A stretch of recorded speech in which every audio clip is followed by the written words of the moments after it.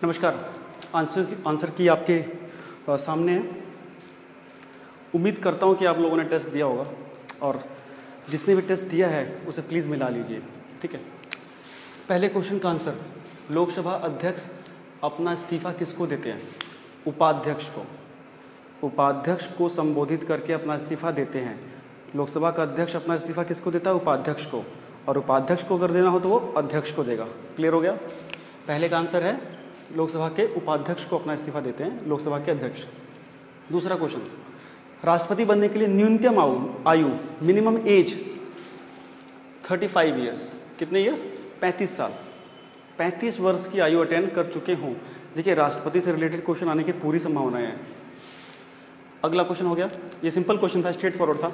मैंने आपको बताया था कुछ कई बार वीडियोस में कि राष्ट्रपति के लिए क्या क्या एलिजिबिलिटी होती है। भारत का नागरिक हो, राज्यसभा के मेंबर बनने की क्वालिटीज़ हो, 35 साल का हो चुका हो, लाभ के पद पे ना हो, है ना। अगला, अनुच्छेद 352। अनुच्छेद 352 क्या है? आर्टिकल 352 कहता है नेशनल इमरजेंसी के बारे में, राष्ट्रीय आपातकाल। ये राष्ट्रपति की एक इमरजेंसी पावर है जिसके अंतर्गत वो देश में आपातकाल लगा सकते हैं। भारत में अब तक इस आर्टिकल के तहत 3 बार आपातकाल लगा है। 1962 युद्ध में भारत चीन, 1971 युद्ध में भारत पाकिस्तान और 1975 में इंदिरा गांधी ने जो इमरजेंसी लगाई थी उसे राष्ट्रपति लगाते हैं। और उसे लगाने के कितने समय के अंदर संसद से पास कराना आवश्यक है? इंपॉर्टेंट है, 1 महीने के अंदर, 1 मंथ, 1 महीने के अंदर संसद से पास कराना उसे आवश्यक है। डन। नेक्स्ट क्वेश्चन, राष्ट्रपति को हटाने की प्रक्रिया किस अनुच्छेद में दी हुई है? इम्पीचमेंट, महाभियोग के द्वारा हटाया जाता है उनको, अनुच्छेद 61। मैंने पूरी महाभियोग की पूरी प्रक्रिया बताई थी आपको, मेरी वीडियोस हैं, देख लीजिएगा। अनुच्छेद 61 में महाभियोग के द्वारा उन्हें हटाया जाता है। किस प्रकार? अगर वो संविधान का अतिक्रमण करते हैं तो उनको 14 दिन पहले सूचना देके उनके खिलाफ प्रस्ताव आता है ना।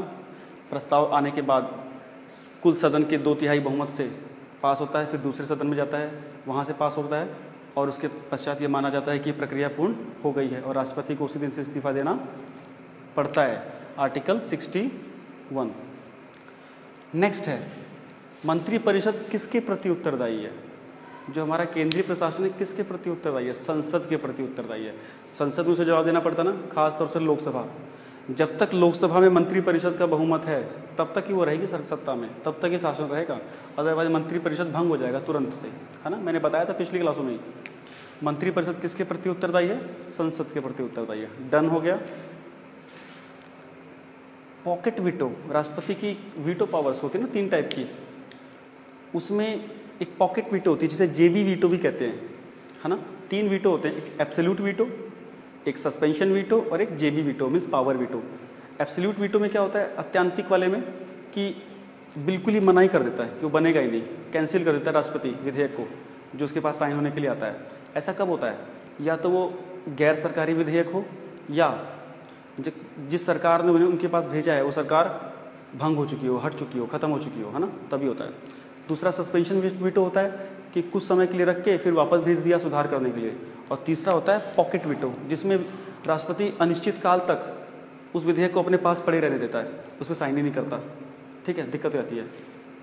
इसका प्रयोग किया था ज्ञानी जैल सिंह ने। किसने किया था? ज्ञानी जैल सिंह, जो हमारे राष्ट्रपति थे। उन्होंने डाक विभाग के डाकघर संशोधन विधेयक के अंतर्गत इस पॉकेट वीटो को यूज़ किया था 86 के अराउंड, आई थिंक। क्लियर हो गया? तो ज्ञानी जैल सिंह ने पॉकेट वीटो का यूज़ किया था भारतीय डाक संशोधन विधेयक के अंतर्गत। ठीक है।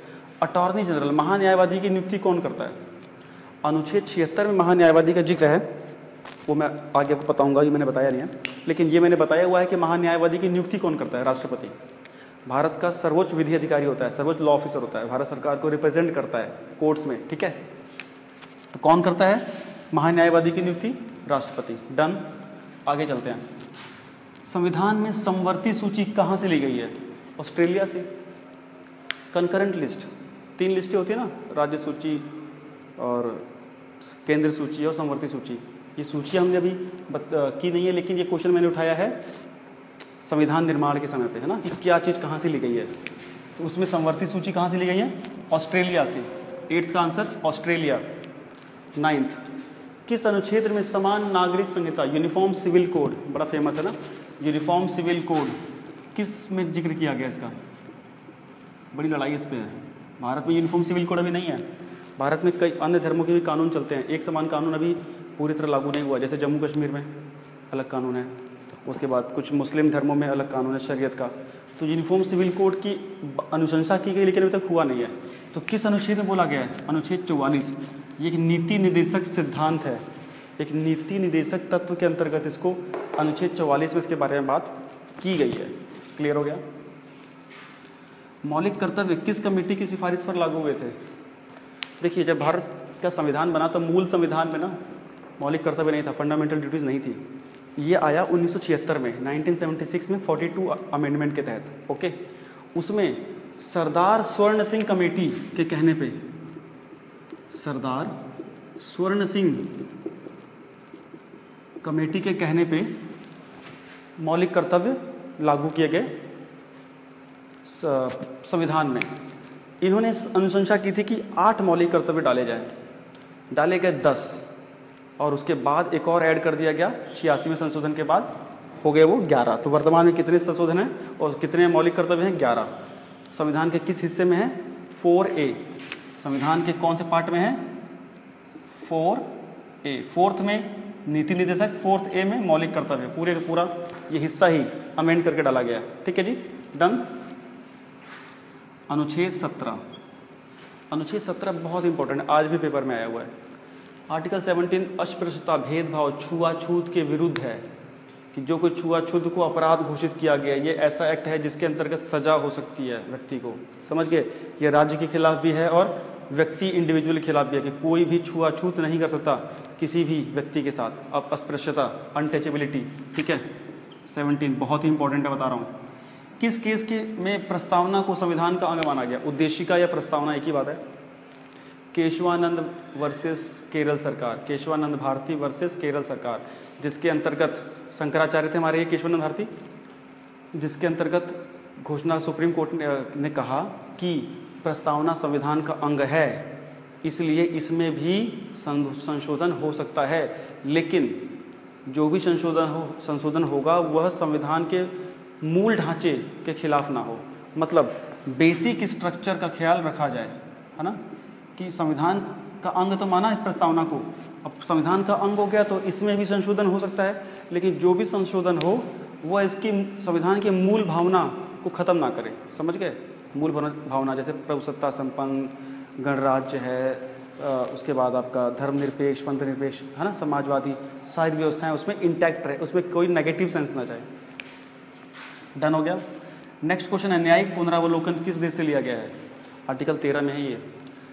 सुप्रीम कोर्ट के पास पावर है कि अगर संसद कोई ऐसा कानून बनाती है जिससे देश का बेसिक स्ट्रक्चर, संविधान का बेसिक मूल ढांचा प्रभावित होता है या उससे बाधित करता है, ऐसा कोई भी कानून, तो सुप्रीम कोर्ट उस कानून को तुरंत खत्म कर देगी, जीरो कर देगी, नल एंड वॉइड कर देगी।